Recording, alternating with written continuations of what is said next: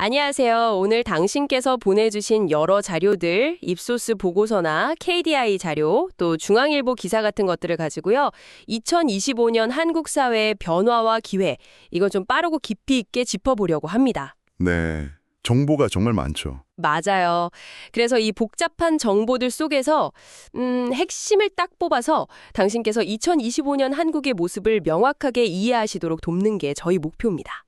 IMD 경쟁력 순위는 21호 역대 최고지만 또 동시에 인구 감소 같은 어려움도 있고요. 그렇죠. 자, 그럼 바로 시작해 볼까요? 네, 우선 세대 변화가 눈에 띄는데요. 입소스 보고서를 보니까 소비 시장이 크게 재편되는 것 같아요. 특히 10대랑 50대. 그 두 세대요? 네, 이 둘이 주요 타겟인데 소비 방식이 정말 완전 다르다는 게 재밌습니다. 그렇죠. 10대는 아무래도 디지털에 익숙하고 네, 트렌드에 엄청 민감하고 가족 내 구매 결정에도 영향을 많이 주고요.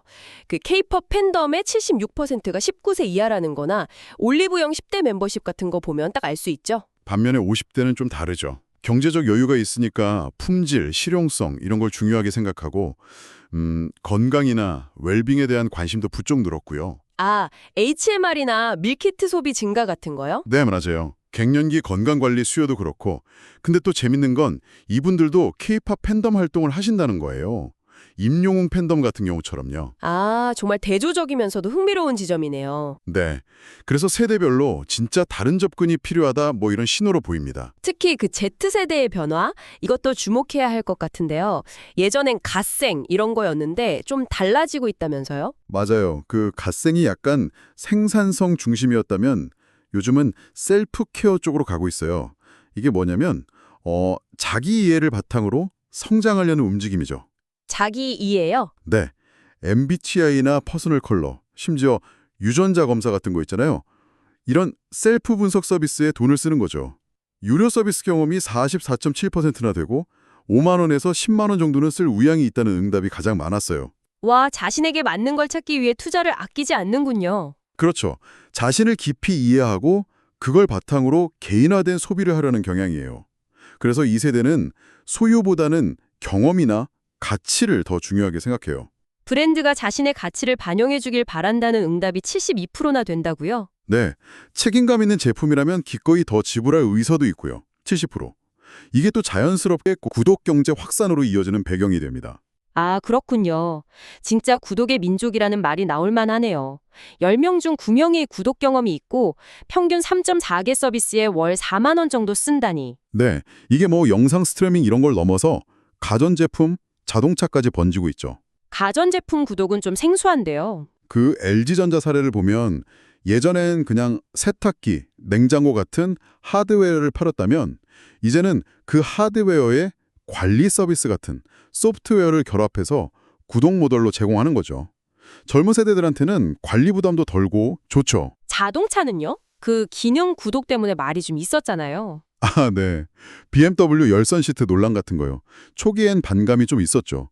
근데 이것도 조금씩 진화해서 메르세데스 벤츠의 초보 운전자 모드나 기아의 엔터테인먼트 기능처럼 뭔가 새로운 경험 가치를 제공하려는 시도로 바뀌고 있어요. 그렇군요. 하지만 과제도 있겠죠? 물론입니다.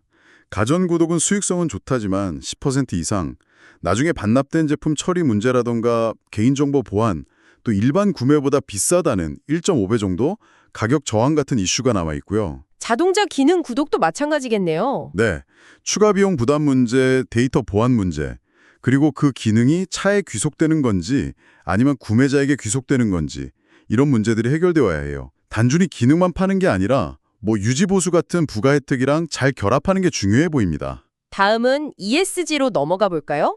환경, 사회, 지배구조. 이게 세계적으로는 정말 중요한데 국내 인식은 아직 좀 부족하다는 지적이 있네요. 네, 맞아요. 특히 중소기업들은 대응 시스템 자체가 없는 경우가 많고 58.1%, 민간 기업 전체로 봐도 ESG 인지도가 25.8% 정도에 그친다고 해요. 네이버에서 ESG 검색량도 좀 줄어드는 추세고요. 좀 의외인데요? 근데 또 흥미로운 지점은 ESG라는 용어 자체는 잘 몰라도 인지도 40.6%, 이게 기후변화나 사회 문제처럼 내 삶과 관련이 있다는 인식 65.0%는 꽤 높다는 거예요. 아, 용어가 너무 포괄적이어서 그런 걸까요? 그럴 수 있습니다. Everything and nothing, 뭐 이런 말처럼요. 그래서 어쩌면 기후변화, 사회적 불평등 이런 식으로 좀 더 구체적인 이슈로 접근하는 게 나을 수 있어요. 그리고 개인, 그러니까 시민이나 소비자의 역할을 강조하는 방향이요. 실제 환경보호 행동 주체로는 정부 다음으로 시민 소비자를 꼽았고 실제 행동은 또 시민 소비자가 1위거든요. 그렇군요. 중앙일보 기사에서 언급된 노란봉투법이나 상법 개정안 같은 논의도 이런 맥락에서 볼 수 있겠네요. 물론 이건 사회적 합의가 필요하겠지만요. 네, 맞습니다.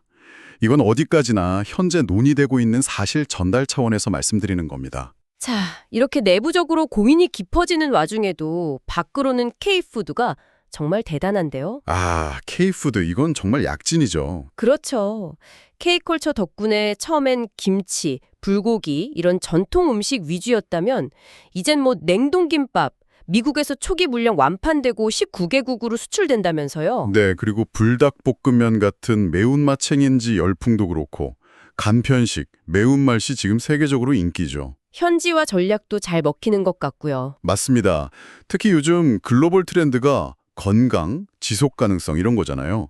여기에 맞춰서 비건 김치나 냉동 비건 김밥 같은 제품들이 나오는 걸 보면 K푸드가 참 유연하고 미래지향적이라는 생각이 들어요. 실제 지표로도 나타나고 있죠. 김치 수출량이나 액수 증가, 미국 내 한식당 증가 같은 거요. 네, 10%나 늘었다고 하죠. 가시적인 성과가 나오고 있습니다. 그런데 K푸드가 이렇게 잘 나가는 것과는 좀 다르게 AI 기술 활용은 우리가 IT 강국이라는 명성에 비해선 아직 좀 부족한 면이 있나 봐요. 네, 그런 지적이 있습니다.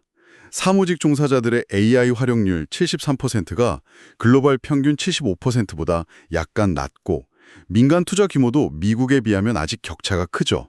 마케팅 분야에서는 좀 다르다고요. 네, 마케팅 쪽에서는 대화형 AI 활용률 74.4%가 꽤 높은 편이에요.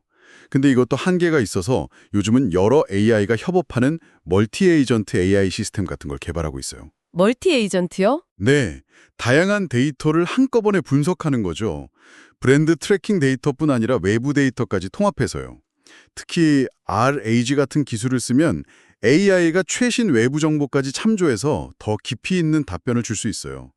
결국 AI와 인간지능 HI가 결합해서 더 나은 의사결정을 돕는 방향으로 가고 있습니다. 기술 발전이 정말 빠르네요. 자, 마지막으로 이런 여러 변화들에 영향을 줄 수 있는 정치, 경제적 변수들도 빼놓을 수 없겠죠. 그렇죠. 늘 중요한 부분입니다. 중앙일보 기사를 보니까 예를 들어 암호화폐, 특히 스테이블 코인 관련해서 법제화 움직임이 있고요. 또 미국과의 관세 협상 문제, 여기에 뭐 국방비 분담이나 무기 구매 같은 비관세적인 이슈가 포함될 수도 있다는 이야기도 나오네요. 네, 그런 가능성이 언급되고 있죠. 그리고 남북관계 변화, 최근 김여정 담화나 정부 대응 같은 것들도 2025년 한국 사회 전반에 영향을 줄 수 있는 요인들로 보입니다. 이건 역시 현재 상황에 대한 중립적인 전달 차원에서 말씀드립니다. 네, 오늘 쭉 짚어본 것처럼 2025년 한국은 정말 여러 변화가 교차하는 아주 역동적인 한 해가 될 것 같습니다.